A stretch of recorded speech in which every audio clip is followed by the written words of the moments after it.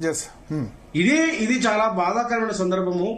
మా పిల్లోడిని కోల్పోయిన సందర్భం ఉంది. నాకు మాధవరెడ్డి తెలుసు, మా విద్యార్థి నాయకుడు ఉన్నాడు, మాతో కలిసి పనిచేసిండు మా తమ్ముడు.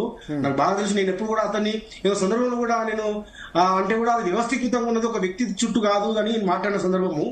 కానీ ఏమంటే ఈ దేశంలో ఈ వేల సంవత్సరాల నుంచి మనం అనేక సందర్భాలు రాజులు ఉన్నప్పుడు కూడా ప్రతిసారి చట్టాలు ఉన్నాయి సార్, గతంలో కూడా ఉన్నాయి.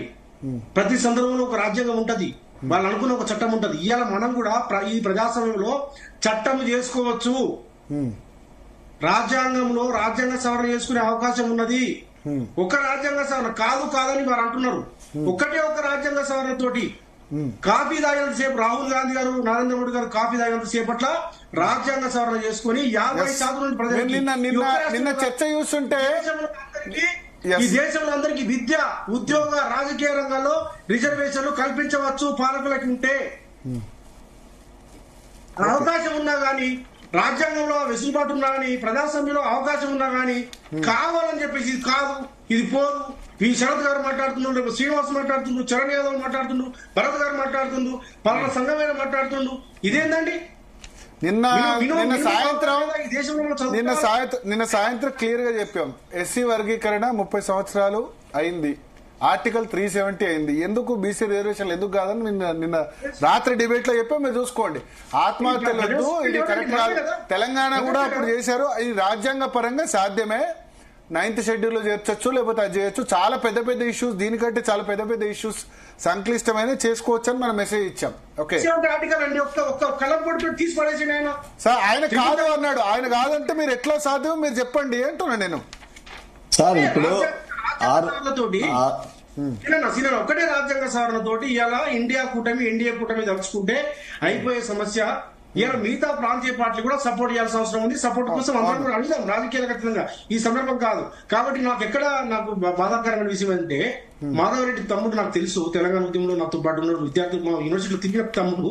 సరే, జాగృతి గురించి కేసు వేసిండు, మేము వ్యక్తిగతంగా ఆయన వ్యక్తిగతంగా చేసినా కూడా మేము అనట్లేదు. ఇది వ్యవస్థీకృతంగా ఉన్నది. వందల వేల సంవత్సరాల నుంచి మా మీద జరుగుతున్నటువంటి ఈ అణిచివేత జరుగుతూ ఉన్నది. ఒకరు ఇద్దరు కాదు, ఎవరు కాదు, ఇది వ్యవస్థీకృతంగా ఉన్నది. మా సమస్య మేము చైతన్యం కావాలి, మేము కొట్టాడాలనే దాంట్లో మేము ఉన్నాం తప్ప ఏ ఒక వ్యక్తి ఈ వ్యక్తి చేసిన, ఆ వ్యక్తి చేసిన, ఈ పార్టీ చేసిన, ఆ పార్టీ చేసిన అనే దాంట్లో అంత సంక్షిప్తంగా లేము మేము. ఇప్పుడు ఏంటంటే ఒకటి గుర్తుపెట్టుకోండి, ఏ చర్చ పెట్టినా నా వ్యక్తిగత అభిప్రాయం, ఛానల్ అభిప్రాయం ఉన్న రెండో సైడ్ కూడా డెఫినెట్ గా పిలవడం అన్నది మా సంప్రదాయం. ఓకే, ఏదైనా ఇప్పుడు మావోయిస్టుల టాపిక్ ఉంది, నా ఒపీనియన్ వేరు, శరత్ గారు ఒపీనియన్. మీరు ఏంటంటే మీరు వన్ సైడ్ గా చేస్తే లాభం లేదు. అటువైపు ఉంటారు, ఇటువైపు కూడా ఉంటారు. రెడ్డి జాగృతి సపోర్ట్ చేసే వాళ్ళు కూడా ఉన్నారు. అది పిలవద్దు వాళ్ళు, అదే అంటే అది కరెక్ట్ కాదు, సెన్సార్షిప్ అవుతుంది కదా. మన ప్రజాస్వామ్యంలో ఉన్న సెన్సార్షిప్ అవుతుంది కదా, అటువైపు ఆర్గ్యుమెంట్ తప్పు కదా. పెళ్లిలో చౌపాట వాడతామా?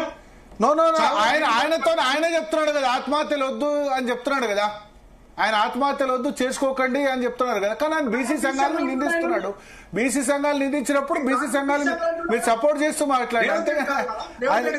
ఇప్పుడు దీనికి బీసీ సంఘాలు కాకపోతే ఎవరు బాధ్యత వహించాలి? దీనికి మీరు బాధ్యత వహించాలని అంటారు. మీరు కేసున్నప్పుడు రేవంత్ రెడ్డి గారు మాధవరెడ్డి గారు బాధ్యత వహించాలి. రేవంత్ రెడ్డి మాధవరెడ్డి బాధ్యత వహించాలని అంటున్నారు. ఎస్ మాధవరెడ్డి గారు. మాధవరెడ్డి బాధ్యత వహించాలంటే ఇంద్రసాని కేసు ఉన్నది. ఇప్పుడు కేసులు ఇప్పుడు తెలిసినాక కాంగ్రెస్ పార్టీ, రాహుల్ గాంధీ గారు కాంగ్రెస్ పార్టీ హామీ ఇచ్చింది, వాళ్ళు చేస్తామన్నది వాళ్ళు బాధ్యులు. మాధవరెడ్డి అనే పిల్లోడు, చిన్న పిల్లోడు అంతా వేయించిన వాళ్ళు. ఎవరు వేయించారు? వాళ్ళు నాకెందుకు వేపిస్తారు అన్న? రాజరామన్న వాళ్ళు నాకెందుకు వేపిస్తారు? వాళ్ళు వేపిస్తే నేను ఎందుకు వేస్తా? ఇప్పుడు సమస్య అంత ఏంది? మీకు స్పష్టంగా నీదరికంతో కొట్టాడుతున్నా కోట్లలో కేసులు వేసి డబ్బులు పెట్టి పెద్ద పెద్ద లాయర్లు పెట్టుకునే డబ్బులు ఎడికేలు వస్తాయి. మాధవ్ మాకు తెలియదాన్ని ఇబ్బంది, ఆర్థిక ఇబ్బంది. నువ్వే చెప్పినావు టీవీలో, నాకేం తెలుసు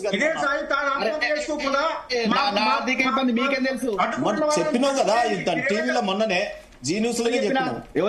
జీ న్యూస్ లో మాకు చదువుకోవడానికి డబ్బులు లేవు, మేము పుస్తకాలు ఆడుకొచ్చి చదువుకున్నాం మా నాయన దగ్గర, మేము చాలా ఇబ్బందులు పడ్డాం, కష్టపడ్డాం, నా కుటుంబం అని చెప్పినావు.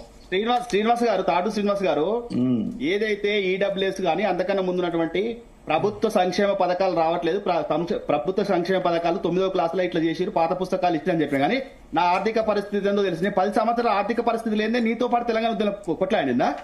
నేను నాకు తెలియదు కదా, నువ్వు అన్నదికే అంటున్నామన్నా. నీతో పాటు నేను తెలంగాణ ఇప్పుడు ఈ మధ్యన సంపాదించినట్టు నాకేం తెలుసు?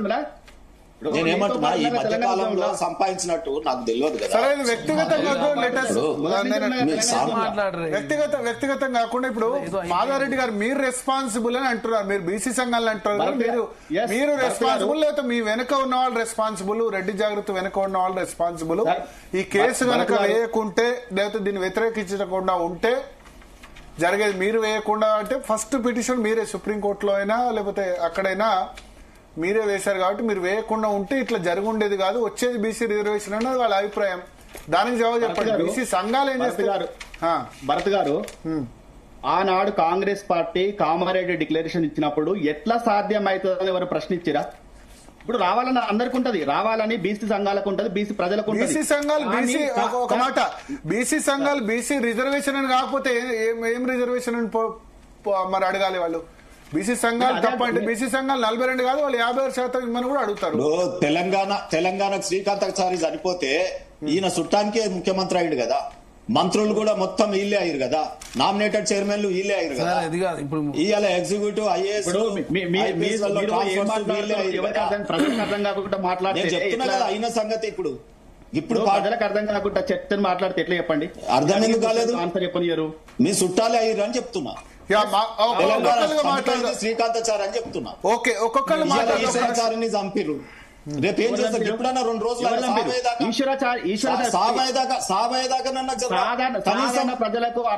పాటించవచ్చు కదా. రెచ్చగొట్టే వాక్యాలు ఎందుకు? ఎవరు రెచ్చగొడుతున్నారు? కానే కాదని చెప్తే ఇంకో యువకుడు ప్రేరేపితం అవుతాడు కదా. ఇక రానే అంటే కూడా జరుగుతాన్ని క్రియేట్ చేసి సృష్టిస్తున్నారు. మీరు ప్రభుత్వాల మీద కొట్లాడాల్సినటువంటి పద్ధతి కొట్లాడకుండా ప్రేరేపిస్తున్నారు. రానే రాదు అని ఇప్పుడు చెప్తే ఈ గంటలో ఎవరైనా యువకులు ప్రేరేపితం అయితే ఎవరు బాధ్యత? ఇప్పుడు భారత రాజ్యాంగం ఒక మాట మాధవరెడ్డి చెప్పిన, వేరే వాళ్ళు చెప్పిన భారత రాజ్యాంగం పాసిబుల్ సాధిస్తామండి రాబోయే కాలంలో. పాసిబుల్ గాంధీ చేయలేదు భారత రాజ్యాంగం ప్రకారం. సార్ ఇప్పుడు సార్ నేను మాట్లాడుతా ఒకసారి.